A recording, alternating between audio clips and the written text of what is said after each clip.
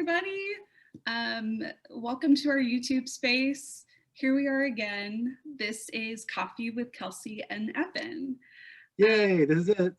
Oh my gosh, I'm so excited. Episode 3 months of this so far. That's a quarter of a year. Threes. Everything comes in threes, as they say. So hopefully there will be a fourth one. We have our mugs again. I chose my WLT mug here. Evan has a Steven Universe mug. It's not Steven Universe, actually. It's this old Japanese anime. It's called Hajime no Ippo. But in a Coffee with Kelsey and Evan first, I'm actually drinking coffee. I'm drinking coffee this time. I have tea once again, if you've been following along on our journey. You know us, but I'll introduce us. My name's Kelsey. I am one of the member services managers and then the office manager for the Writers League of Texas, and I work alongside my colleague, Evan. Hello, I'm Evan. I'm the other member services manager at the Writers League of Texas. I also manage our YouTube account, our podcast, soon to be our new website, which at the time of this launch, it will be alive. Hope you guys are enjoying it. Yes, we're so thrilled. And Kelsey, would you like to introduce our very special guest we have today? I would indeed. This is a really special Coffee with Kelsey and Evan because this is the first time we'll be bringing on one of our members. And so I'm super thrilled to introduce a wonderful member that's done a lot of volunteer work with us. He's great. We're so excited to welcome Russell Ashworth. Hello. How are you? Russell, would you like to give yourself a quick introduction? Well, my name is Russell Ashworth. I write under the name A.R. Ashworth. I live in Austin, have now for 50 years, so this year. So I've been here a while. I suppose I count myself as a native. And I've been a member of Writers League of Texas since, I think it was 2016 when I joined. I started writing kind of late in life. When I was 63 years old, and I've been lucky enough to have been moderately successful at it. As everyone knows, there's really no money in it unless you're super successful. So you measure success different ways. I went in for the money. I don't know about you guys. Yeah. I expect to be rolling in it. That's right. You know, just clipping those coupons. Yeah. So. But yeah, I started with like I said, with the Writers League. It was recommended to me by the leader of my critique group, and at the time, and who was a member or still is a member, I suppose. She writes under the name Anna Castle. Very interesting and erudite lady, I've been with it ever since. I've taken courses. I still take courses. So, you know, it's been a really helpful experience for me. And I've met a lot of different people, especially at the conferences, you know. So many people from across the state and even from out of state. So it's always good to get together with fellow writers. Mm-hmm. And meet new writers and learn new things or be reinforced in what you're doing. So, yeah. And your introduction there kind of touched in on what we like to start off with too. We like to learn people's story about how they came to the Writers League. You kind of gave us a bit of a little glide over, but I want to know if there are a bit more specifics about your real introduction. What was your first real event with the Writers League or your first class? Do you have any good memories of that? Well, the first thing I did was send in the first 40 pages, I think it was, of the manuscript of my debut novel in the contest, right? In the manuscript contest. It got torched. So it was a learning experience, but I really appreciated it because the person brought out some things I wasn't learning. I was starting from scratch, basically. I was fortunate enough after that experience to heavily revise it, and I ended up, being traditionally published a year later. So it's all well and good now. Yeah. That first experience was ooh, you Yeah. gotta have a thick skin, right?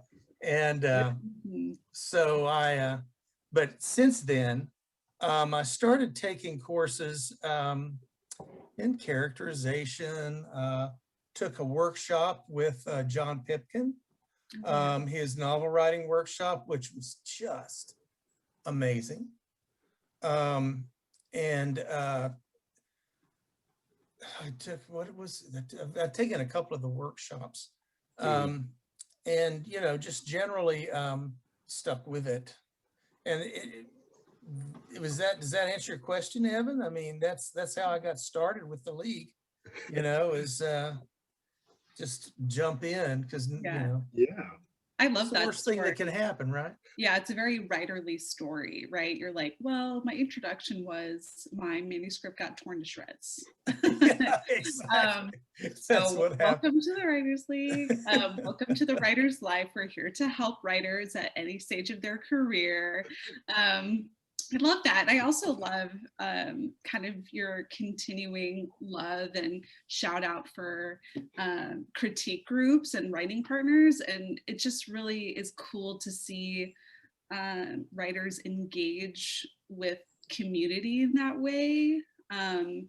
So I think that's really cool. I always like to shout that out and point out to people that critique groups and writing partners and critique in general is just such an important part of the writing process. It definitely is.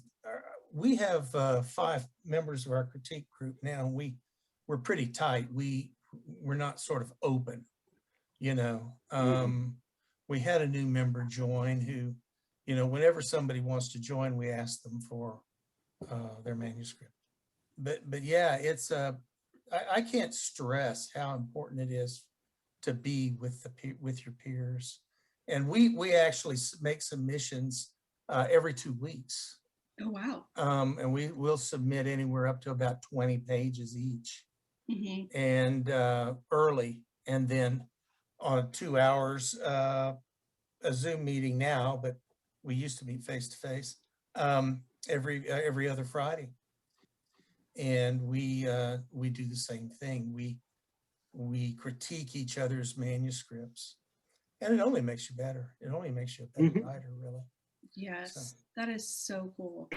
Yeah, like I fully believe that the image of the solitary writer is a myth. I feel like writers do most of their writing in groups, where writing isn't necessarily the act of putting words on paper, but developing your own skills and your own stories. And I think it takes place a lot in your head, it takes place a lot in your conversations. And I think, yeah, it's all about community. It's about reaching out and building more with other people. It is. You mentioned something there that, my wife has had to learn, and that is a writer is really always writing. Yeah. You don't have to be sitting at the keyboard or with your notebook to be writing. Writers are first and foremost observers. Mm-hmm. And that's something my wife has had to learn, that, and I'm a very active, when I write, in that I do a lot of role play, and I talk through dialogue constantly. And I'll be walking around the house muttering to myself. And when I first started doing that, she kind of got a little spooked, wondering what was going on with her husband, the guy she'd been married to for 30 years at the time. But it's finally gone over the bend. Makes total sense to me. Yeah, it makes perfect sense to other writers. Yeah. To talk to your characters. Yeah, so, of course. Yeah. You gotta learn from them, they'll tell you what they want to do, right?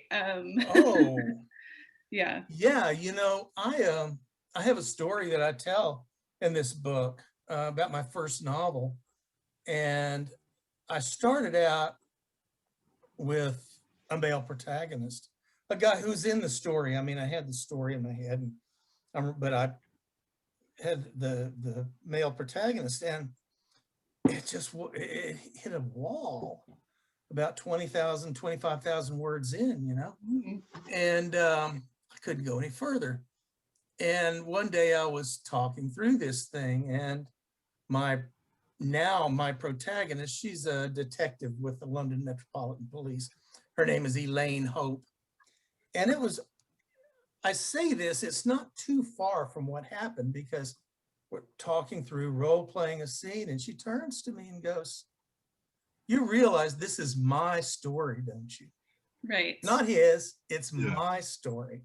Mm-hmm. And at that point, it just clicked. Yeah. Yeah.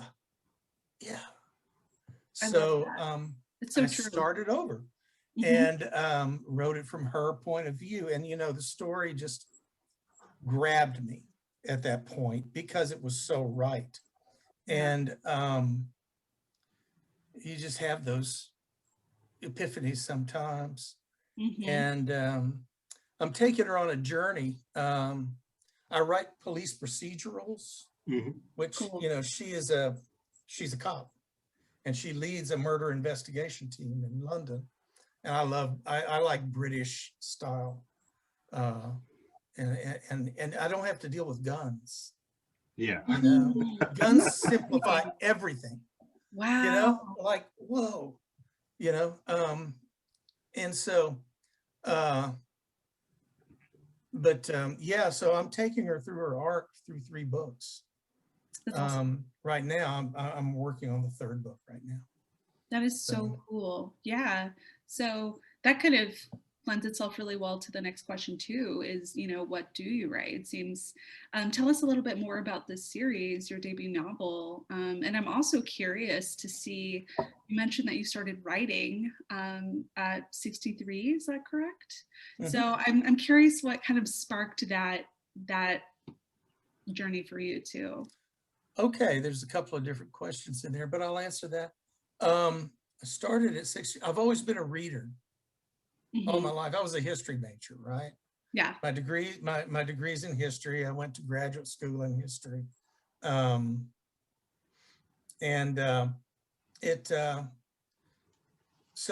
I'm used to reading and writing, just along those lines. However, I left school, and there wasn't any money, and I was married, and we wanted kids and those kinds of things. So I went to work in high tech, and I was in high tech up until 2003, which is when, once I semi-retired, it was one of those shuffles where all the old expensive guys get laid off. And, right. I see. So it happens a lot. I decided now, if I'm ever going to do it, I've wanted to for a long time. I had the story in my head. If I was ever going to do it, I'm going to do it now. Yeah. So one day I just sat down in my office and started. And that's awesome. Yeah. Something that's just kind of percolating in your life and as a writer and a creative person, and then suddenly here's the moment. Yeah. You kind of don't have a choice in it. Well, I had the story. Yeah. And I felt like now's my opportunity to write it. Before then, I was traveling, and I was doing this and that, all these kinds of things, and, pretty much absorbed. And I tend to think that, getting made redundant and taking a package was the best thing that ever happened to me. One of the best things, I mean, yeah. I better say I got married, Right. Got a career basis there. Yeah. But yeah, so that's the way I got started on it. That's awesome. I finished the novel, I thought, and went to a conference in Nashville, took it to a conference in Nashville that specializes in this. It's called Killer Nashville. It's a great conference if you write thrillers and mysteries and stuff. And presented it to, they had a speed dating kind of thing, with agents. And got some, got some requests for fulls and ended up getting an agent. So that was good. Wonderful. And yeah, so, but that's the first novel. And what happened to me is kind of unusual. It didn't take, I think it's because it's a matter of timing a lot of the time, Yeah. What is this person, what is this agent, what is this publisher looking for right now? What does their list look like? And their catalog, right? And is there a hole that you can fill? Where do you fit in there? So you look for that fit, right? Yeah. That's so true. It helps. So it's crazy because I feel like you said it's something like what happened to you isn't very normal, but I feel like anyone's road to publication isn't normal ever.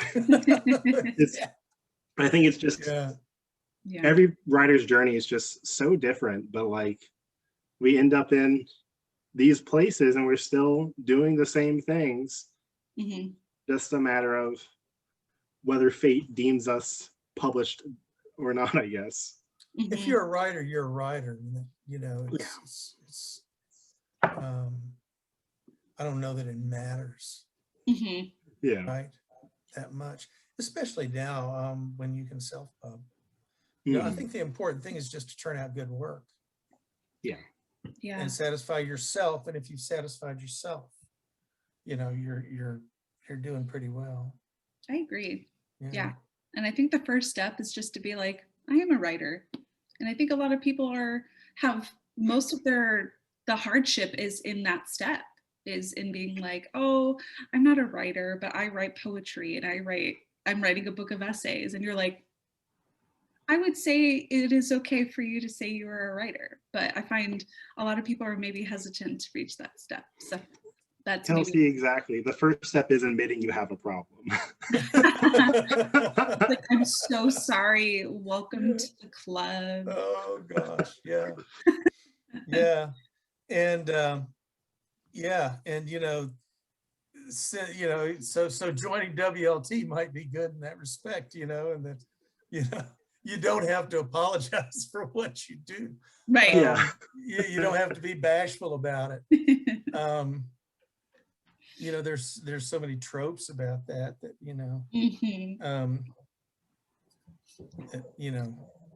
just what you said. Well, I'm not really a writer, but I try to write every day. I journal every day, whatever it is. Yes. I'm not a writer, but I have 3 novels in my back pocket right now. Right. I've got my drawers are full of novels. So we're here to help people be like, I'm a writer. So I've seen your book in the bookstore before, Russell, but remind me, what is the title of the series and the title of the book? So funny you should ask, Kelsey. So I've got 2 novels out now. I was extremely fortunate and got a 2-book contract. That's cool. And so the first novel, I call them Elaine Hope novels. And she's the one. And the first one is Souls of Men. Cool. These are quite dark. So they aren't for everyone. But, I feel like we don't portray things, or so often in the literature, the genre literature, and on television and films, things are not portrayed in a very realistic way. Violence is not portrayed realistically. And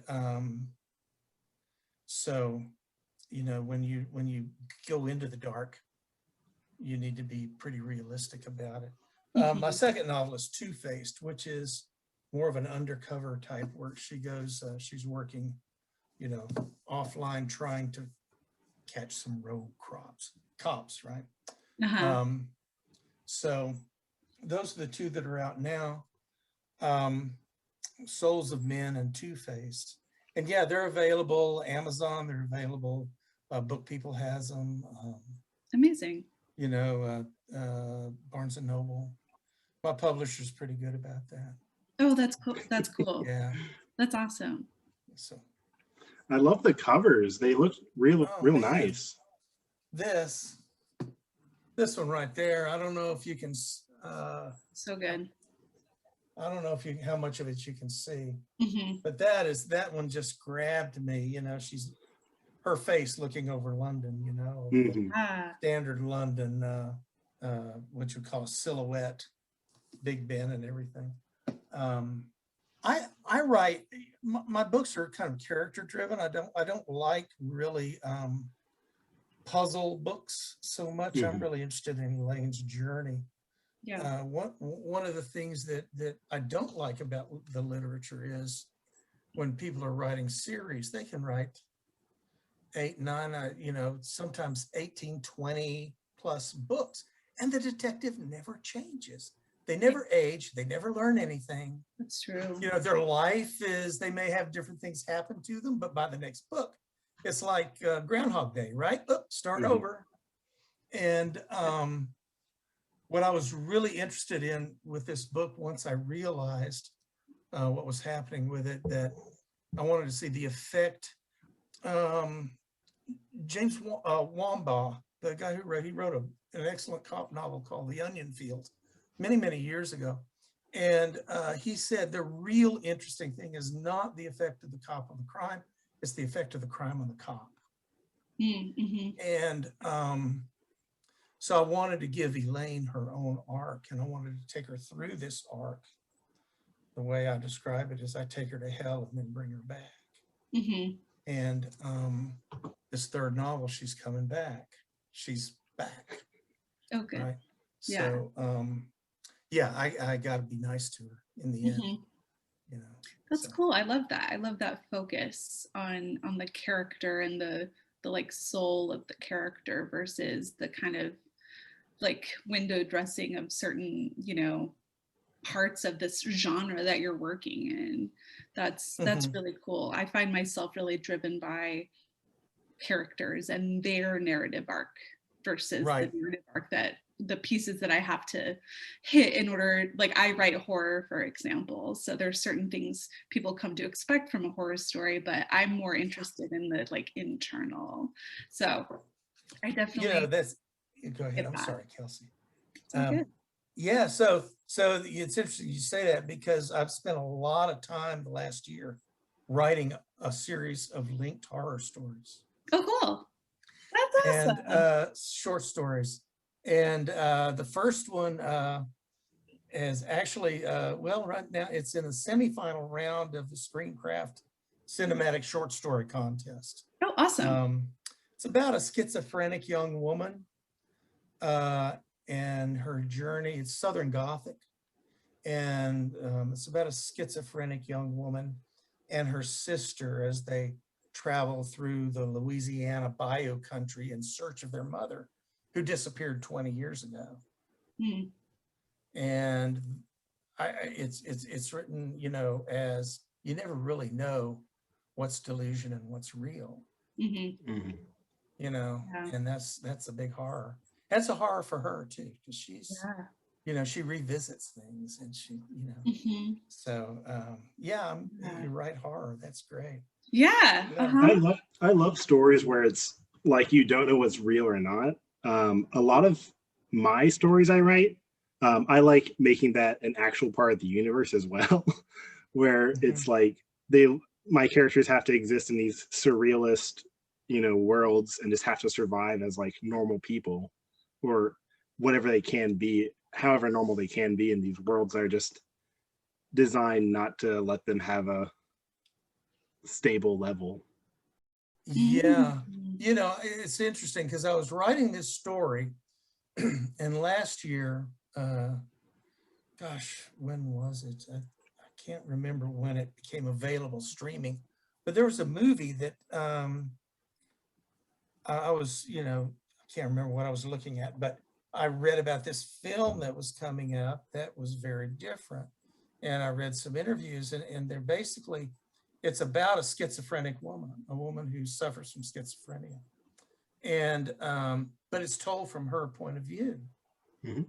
And, you know, when you see writing about mental illness, a lot of, you know, most of the time, it's you know, they turn into monsters, or Mhm. they're completely overwhelmed by it, and it becomes a tragic story, right? Mhm. But what about the people who just get by in their lives and they're Mhm. dealing with this every day, which is probably most people who, Yeah. you know, have one kind of mental illness or another. Mhm. And but anyway, this book is called Eternal Beauty. No, the movie is called Eternal Beauty, and it deals with this woman's life told from her point of view. Mhm. There's a great line in it where she's trying to explain to her sister, and she says something like, you know, people think that I'm lonely. They feel sorry for me because I don't have any friends, but that's wrong. I have people talking to me all day long, Mhm. you know, and Yeah. that's just so poignant, Mhm. you know, it's, she doesn't consider herself lonely, but, you know, Yeah. she can't get away from it. Mhm. Yeah. Yeah. So anyway, yeah, that was something that helped me write this, you know, Yeah.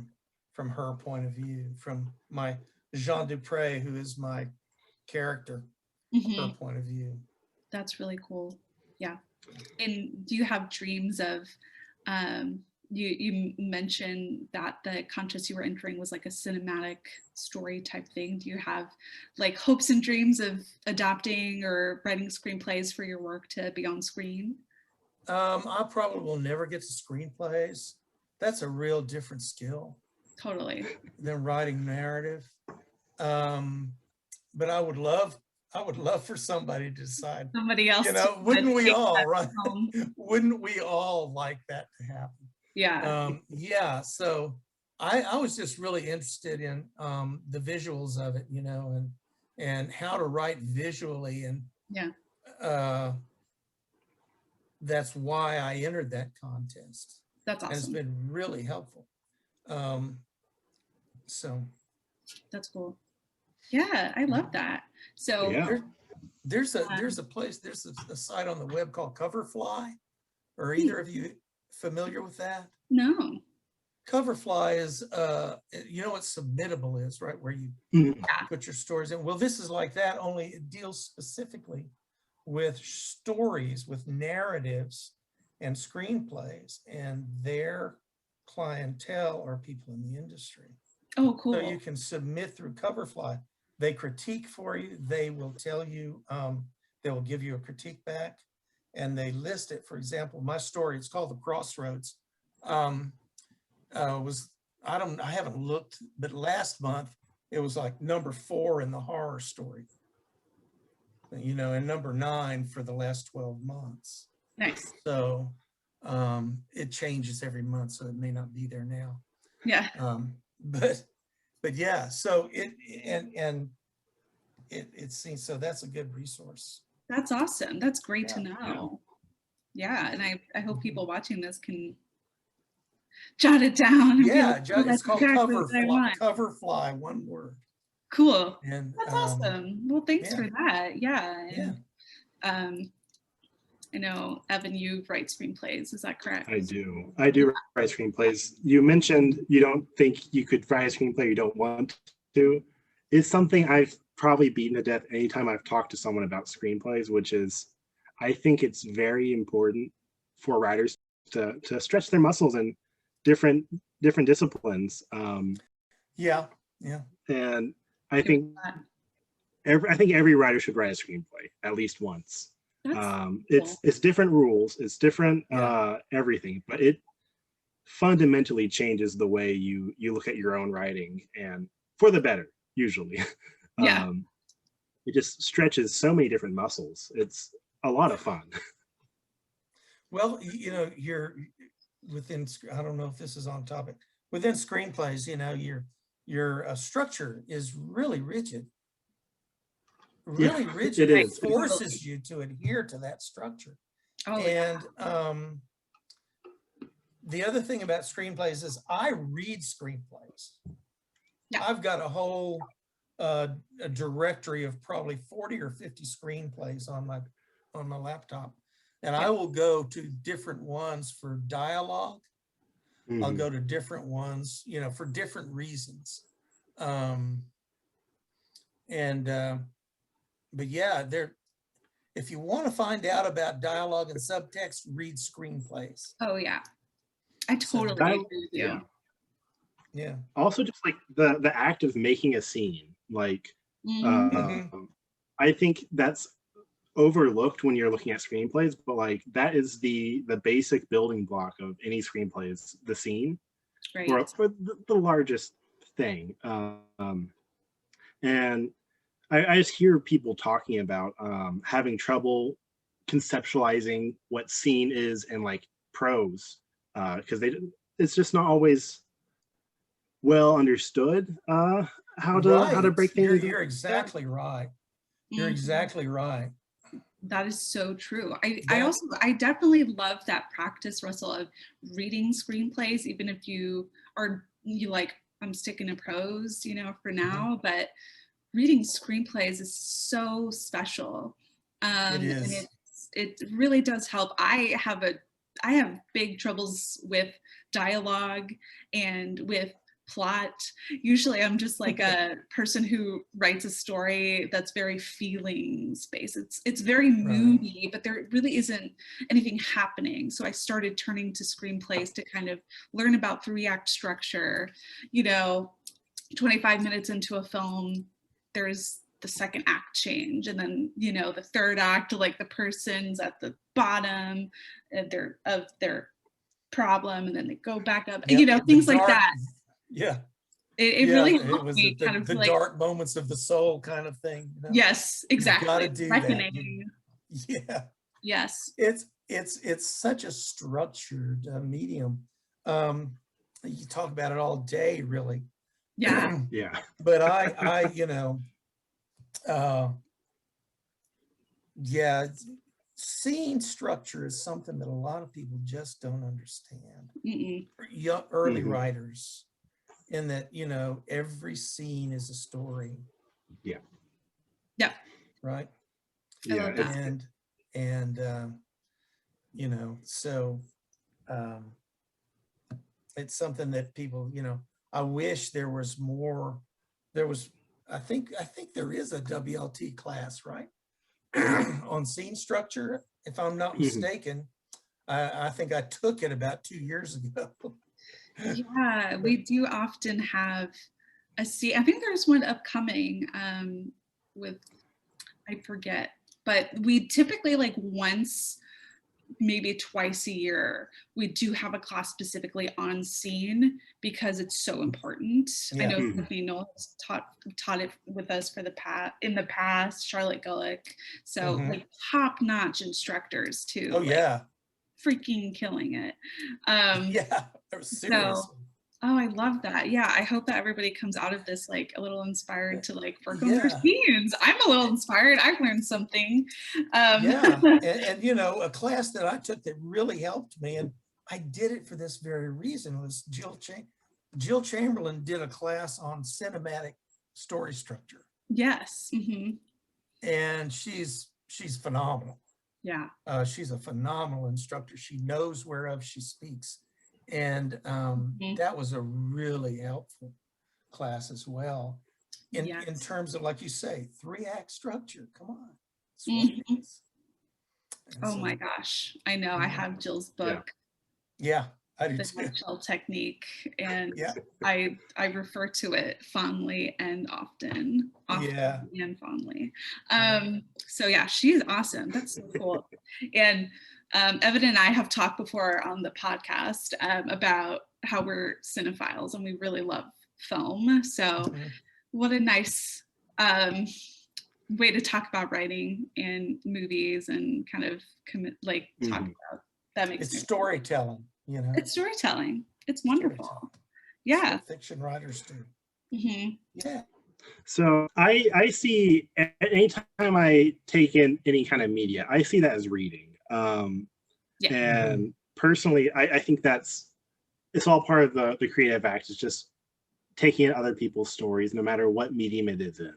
I love watching TV shows. All my screenplays are usually TV shows, or 30-minute things. Yeah.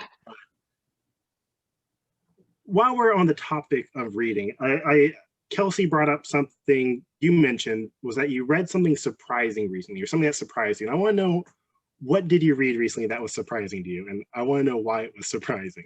Okay. I'm so curious. So, excuse me, I've talked about my horror short story. Part of the plot line in there, one of the through lines is witchcraft. And I know I have some friends who are Wiccan, witches, and I've talked to them about it and everything. And I was trying to get sort of a grip on how this has been portrayed. And I read about a book that just came out. I think it was late last year. And the title, I have it here somewhere. I have it here. It's called Witch. Oh, cool. And it's by a guy named Finbar Hawkins. He's a British, he's actually does animations and things, but he's also a writer. Oh, cool. And this is his debut novel. And it got good, really good reviews. And the thing about it is it's a YA novel. Oh, now, cool. I've never read YA before. Seriously, Yeah. I was never able to finish it. And I sat down and read that book, and it's incredibly voicey, and his prose is super rhythmic. It's just a wow, it's an amazing read. Wow. But anyway, yeah, so that really surprised me for a couple of reasons. One is how I learned about, just YA novels, that, yeah, they can have some real substance and real, be intriguing to adult readers. I'm real, I'm behind on that, right? I'm behind the curve. But yeah, this book just really, it really, how do I put it?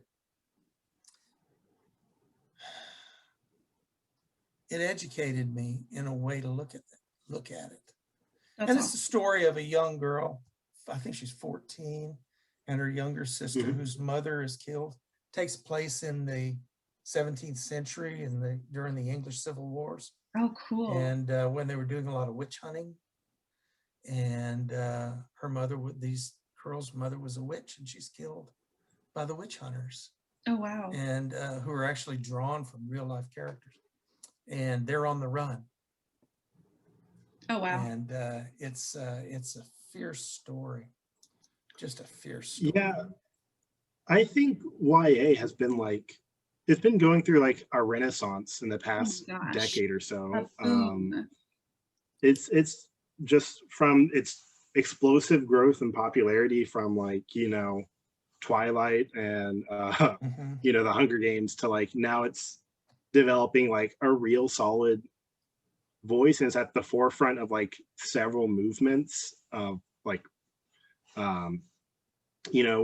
queer romance, of social justice things. And I think YA is really leading the charge in the industry of introducing so many they're not afraid new to concepts. do things. They're not afraid to do things. It's so true. And that's what this book opened up for me. Yeah. Excuse me. The book really is about women and their place, right? And all the characters are women, and or the main characters are all women, and sisters, and that idea of sisterhood permeates the book. Yeah. It's a remarkable read. That's awesome. I have to immediately add it to my Goodreads now. and add it to my list. That's so up my alley. And I look forward to learning a thing or two from it as well. Yeah, that's so cool. I love that. Yeah. So another question that I kind of threw to you this morning that I'm curious if you have something is if you have like a particular trinket or a little something in your house that has like a really cool, interesting backstory. You know, it's funny. I saw that, you know, you said that to me and I thought, oh, okay. And I asked my wife, I said, well, I read it to her, you know, and she goes, well, we've got a lot of those that we brought back. But you know what? I do have one. And this is it. I'm not sure. Oh, wow. Okay. This Happy is from I was a volunteer in the 1977 Eeyore's birthday party Oh, yeah. here in Austin. Now, I don't know if you guys are familiar with Eeyore's birthday party. Familiar with Eeyore's birthday, yeah. But it has been going on for decades and decades. It's like 50 years old. Yeah. At least. And this was the first one they held in Peace Park down there in Austin. It says, hippy pappy bethuds the birthday Eeyore. Christopher couldn't spell, right? 1977. And it was sponsored by Pearl Beer. Oh, cool. Which doesn't exist anymore. It's an old Texas beer, you know. Like, and it's like an upside down mug. Is that kind of the? Well, it's just. I was like, it kind of looks like it should be the other way around, but. Yeah, it does. It does look like that. But it's a heck of a mug. It's had a lot of beer. It's had quite a bit of beer go through it. So. Yeah, but, I would use it for it too. I'm a beer in the mug kind of person too. it reminds me of my younger days, you know, when I was a bit less normal, if you will, and a bit more alternative. Yeah, so, that's so cool. It's like such a little piece of history for Austin too, which is awesome. I think it's so, especially these days, living in Austin and being in this culture and experiencing it, and it changes so rapidly. So to have something and to have roots here for so long, that's really special. I think that's really cool. I love that. Oh, they do all kinds of things. You know, they've got it's really an alternative kind of thing. Eeyore's birthday party. Yeah. A group called Friends of the Forest put it on now. And you know, they have drum circles and readings and, you know, all kinds of different things that are just fun. That is so cool. Yeah. Well, thank you so much for sharing that with us, Russell. That's so neat. I love that. I'm a big trinket myself, so I'm like, well, that's why then. Okay, I get it. Yeah. Great. Well, I was also wondering, you know, where can we find you on the internet, Russell? What are you working on? Okay. Well, I have a website. Okay, what am I working on? I have a website, arashworth.com. I write under the name A.R. Ashworth. So arashworth.com is my website. And then I'm on Instagram as arashworth.writer, and I'm on Facebook as just A.R. Ashworth. Wonderful. So, well, we're coming up to the end of our conversation, and as always, there's something I forget. So usually at the start of these things, we start with intention, and I realized very shortly after we started, we didn't do that. So I'd like to have us round off with a intention to carry away with us. Yes. Kelsey, I believe you've brought one. I have brought would you like to share it? I would like to share.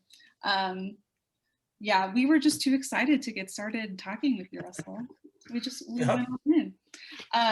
So we love our intentions here at the Writers League. We love to make sure people can carry some inspiration and you know, hope in their writing journey along the way.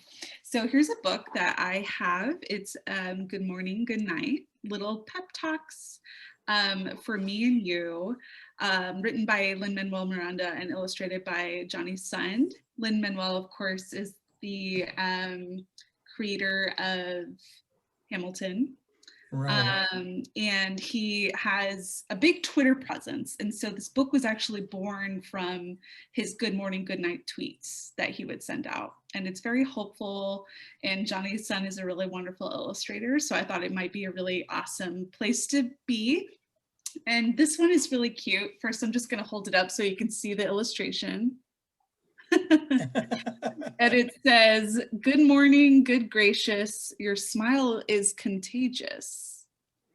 Good night then, good gracious, you're one for the ages." Oh, That's so sweet. It's so simple and smile. amazing. So on that note, good gracious, we're all one for the ages. That's right. Your smile is contagious. I love that. It's so fantastic. Thank you so much, Kelsey. And thank you, Russell, for having this wonderful conversation with us. As always, thank you, audience, for watching and listening. Thank you for being members. If you'd like to join us next month, feel free to sign up in our little form located on the member mailer. And see you next month. Bye, everyone. See you next Bye. month. Bye, everyone. Thanks so Thank you much, so much, Russell. guys.